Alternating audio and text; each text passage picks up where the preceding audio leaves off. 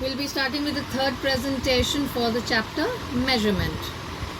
The topics that we are going to cover today in today's classes are going to be concept of volume, activity 2, activity 3, concept of density and its definition, units of density, and what are the numericals on density.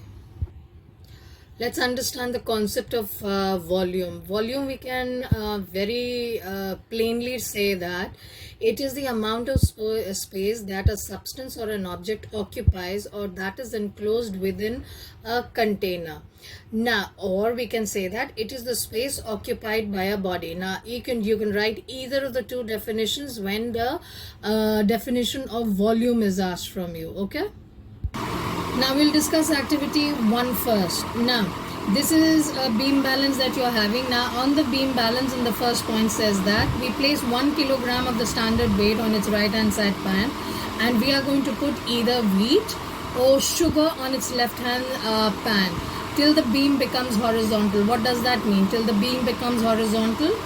आप इस पे wait 1 kilogram का रखेंगे और इस पे चीनी रखेंगे ना, जब तक कि ये बीम जो है आपका वो हॉरिजॉन्टल यानी कि एक लाइन में नहीं आ जाता है, तब तक आप शुगर ऐड करते रहेंगे. और अगर वो इधर झुक जाता है, that means it tilts to this particular side, you are going to remove sugar, and if it goes down this side, you will add more sugar. Clear with this? Okay, this is what we are discussing, or this is what the concept is all about. Now let's go to the second point.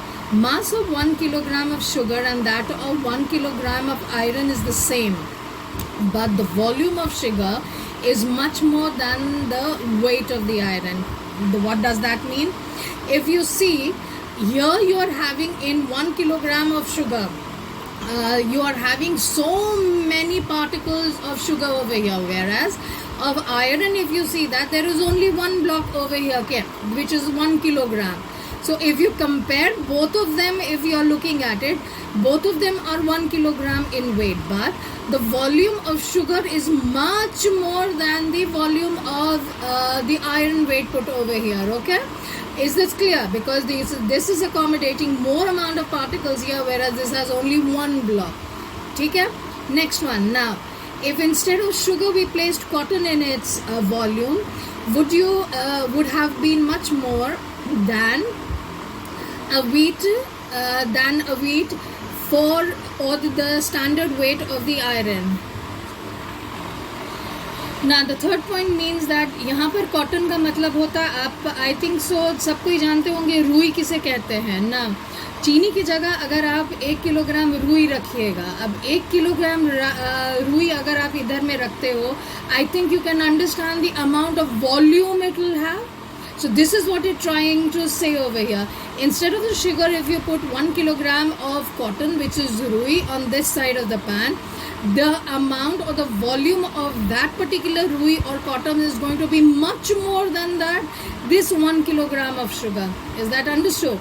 Now, if we have understood this particular, we can come to the conclusion over here. That's the last point. That is, equal masses of different materials may have different volumes. Now, that means that sugar has this is 1 kilogram, whereas the cotton that we are going to take it is also 1 kilogram. But if you are looking at the volumes of both the materials, whether it's a sugar or this is the iron or the cotton, they are all going to have different volumes. Is that clear? So equal masses of different materials may have different volumes. Now what is activity 2 about? Let's discuss that. Looking at the figure over here, I'm going to read the points one by one and we are going to do the explanation along with it. First one says that take 3 identical cubes made up of glass, steel and wood. No problem. Glass, steel and wood. We are having the similar, let's say, cube which is identical. That means that the volumes of all the 3 cubes are going to be the same. Alright, but we are going to take off 3 different materials, that is a cube of wood, a cube of glass and a cube of steel. Now we are going to find the mass of all the 3 of them separately and try to find out which is having the maximum mass and which is having the minimum mass. Now when you are looking at the beam balances, we came to the conclusion that, and when they were their masses was found out, it was found out that the mass of the wooden cube was the minimum whereas the mass of the steel cube was the maximum, and the mass of the glass cube was in between the two of them. That means that from ascending order, if we are going to say in the masses of these three materials, we would say that wooden cube was as the bottom, above that was the glass cube, and on top with the maximum amount of mass was the steel cube. Now what inference do we draw from this particular experiment? That equal volumes of different materials have different masses, exactly opposite to the first one that we have studied, okay, which said that equal masses of different materials have different volumes, whereas here we have studied that equal volumes of different materials have different masses. Is that clear? We are going to carry the activity 2 forward now. Again continuing activity 2 forward. If you're looking at the figure over there, you're having water on one side and you're having petrol on the other side. Now let's read what I have written over here. If we take equal volumes of water and petrol in 2 beakers and measure their masses, ठीक है फिर से, if we are going to take equal volumes of water and petrol and then we are going to measure their masses, we will find that the mass of water is more than that of the petrol. Their volumes are the same, that is the volume of water and petrol are the same, but mass of water is more than that of the petrol. Let's understand why. This is due to the fact that the molecules of water in 1 unit of volume are more densely packed than the molecules of petrol in 1 unit volume, since the mass is the quantity of matter contained in the body. Now similarly, it's just simple thing. We can accommodate more amount of water molecules in 1 unit volume, whereas on the other hand, the petrol over here is not going to be the same. The mass of the petrol is not going to be the same, even if you are talking about taking the same volume as that of the water. Now the reason is this, that more amount of molecules of water can be packed more densely or can be packed closely to each other in water, whereas in the petrol you cannot pack the petrol more densely, or the molecules of the petrol more densely in 1 unit volume. Okay, is that clear with everyone? Now if you look at the spring, we can say that equal volumes of different materials will have different masses again, because we took the same volumes over here of water and petrol, but their masses are different, because the amount of molecules that the water can accommodate in 1 unit volume is much more than the amount of molecules that the petrol can accommodate in 1 unit volume. Now after having understood what was mass and what was volume, let's understand the concept of density. Now iron particles are more densely packed than the wooden particles or glass particles per unit volume. We just found that out in the last few activities. That is why we say that the iron of the same volume is much more heavier than the wood of the same volume. Again, if you remember, water and petrol, again the same concept. Iron can accommodate more amount of molecules than the wood, clear? And that is why we find that iron is heavier than the wood, even then both of them are of the same volume. Now we can very clearly say that, based on the inferences that we have done up till now, that the density of iron is more than the density of wood. Understood? Density of iron is much more than the density of wood, because more amount of molecules in iron can be accommodated rather than the molecules of wood, which will be less in number. Now, or we can say, if we are taking the volume into consideration, we can say 1 meter cube of iron has more mass than 1 meter cube of wood. Here, if you remember, where did the 1 meter cube come from? It came from the activity that we had studied, that we are going to take the cubes of iron and wood, which are going to be the same size. All right, that means that if you would have studied it, what is the length, breadth and thickness of a cube? It's 1 meter into 1 meter into 1 meter. That is the volume if you find it like that. So you get 1 meter cube from there. So 1 meter cube of iron is having more mass than 1 meter cube of wood. Now after having understood that, we are understanding that density of a substance is such that which is involving mass and volume, but in what ratio? then we can find out over here is density of a substance is the ratio of the mass of the substance per unit volume. Over here, if you see that it is the ratio of mass by volume, and when you take the ratio of mass by volume, you get a quantity which is known as density. Now you would wonder what this and this is. This is the letter rho, RHO, which is a Greek letter, and this is used to denote the quantity density in physics. All right. Now let's discuss about the units of density, what they can be based on mass and volume. Now, if mass is measured in the SI units, and the SI unit of mass is in kilograms, and if volume is measured in the SI unit, then volume is measured in meter cube, then the SI unit of density is kilogram per meter cube. Or if you do not include the per, you take the meter up, so we can write kg meter to the power minus 3. Next, if mass is measured in grams and volume is measured in a smaller unit, that is centimeter cube, then the unit of density can be given as gram per centimeter cube or gram centimeter to the power minus 3. Now, substances with more density are heavier and those with low density is lighter. Again, I'll repeat, substances with more density are heavier. That means they are having more mass, and those with low density, that is having less density, is going to be less in mass. Clear? Now, before I go, now density can be written as mass by volume, or density is equals to m by v. This is how it's denoted. Let's go on to the next slide. Now, in 6th standard, I'm very sure that you have studied about what is directly proportional and what is inversely proportional to each other. Directly proportional and inversely proportional. Now, let's try to understand it through this formula, okay?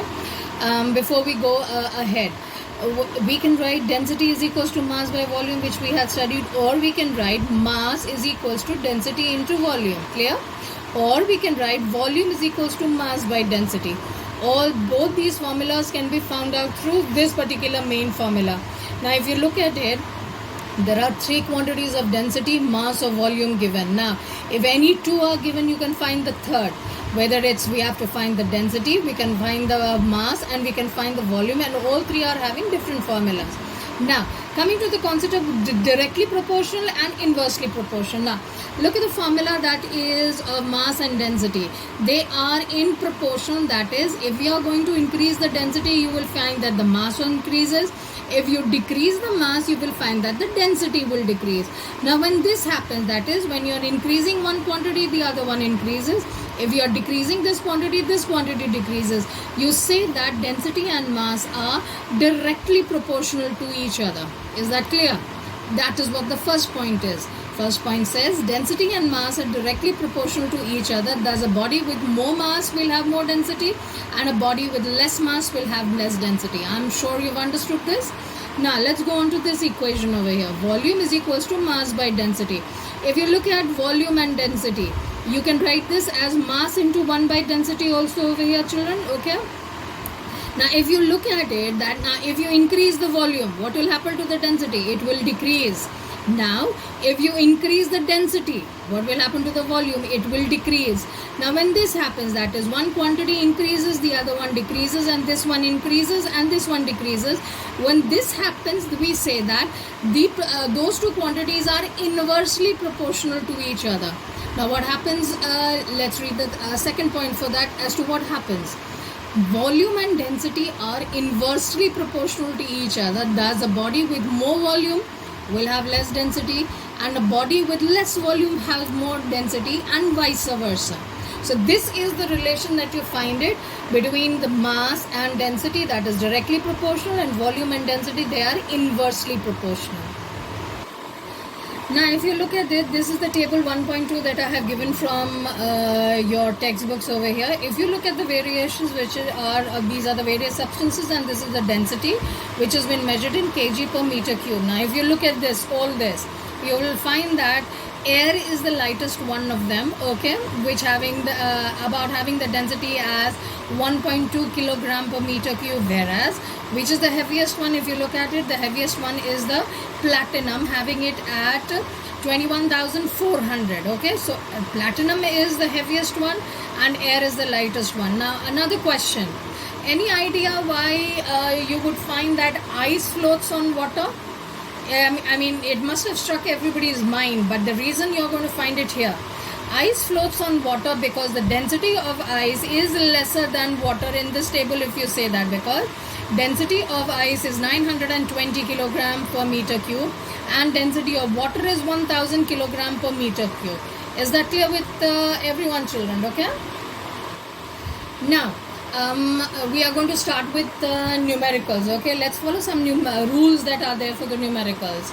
Now the very first one says that in solving the numericals we have to look out for the units in particular. Now what does that mean? Now it means that if in a question for density only there are three quantities are needed. If mass is in kilograms, volume is in meter cube, then the density can be given as kilogram per meter cube.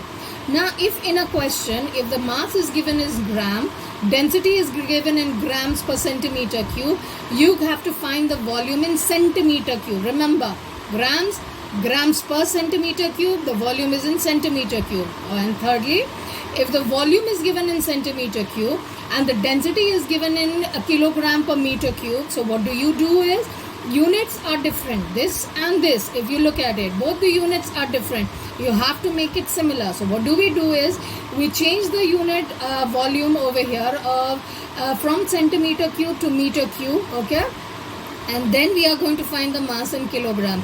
So first thing, please remember, units have to be looked out whenever you are solving any numerical, children. Now this is the example that I have taken from your textbook on page number 14, example 3.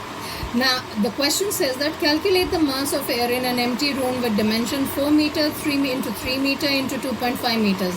If you look at the question, volume is not given, that means that you need to multiply all three of them to get the volume, and density is given. Now two things are given out of the three things. Density is given, volume is given. So what do you have to find? You have to find mass. Now mass is the formula for it is volume into, if you multiply volume with density, you get the mass. So again, as I said, find out the volume and then multiply it with the density over here, you get the mass. Is this clear? As clear as this.